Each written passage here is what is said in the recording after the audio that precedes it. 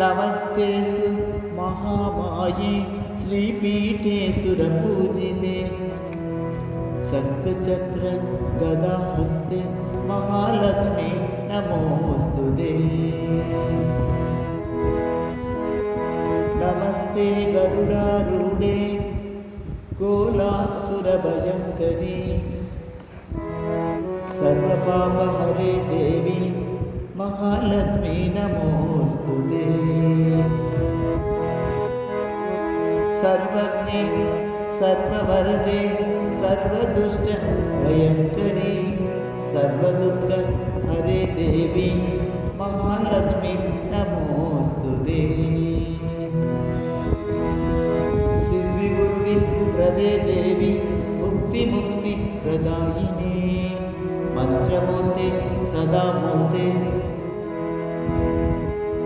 महालक्ष्मी नमोऽस्तुते।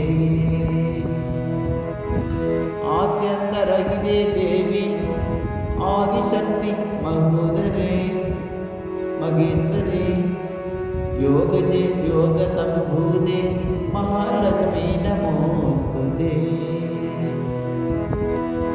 स्थूल सूक्ष्म महारौद्र महाशक्ति महोदरे महापाप हरे देवी महालक्ष्मी नमोऽस्तुते।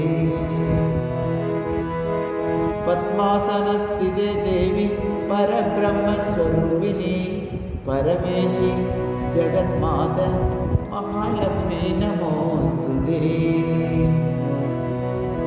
श्वेतांबरधरे देवी नानालङ्कारभूषिते जगत्सिते जगन्माता महालक्ष्मी नमोऽस्तुते।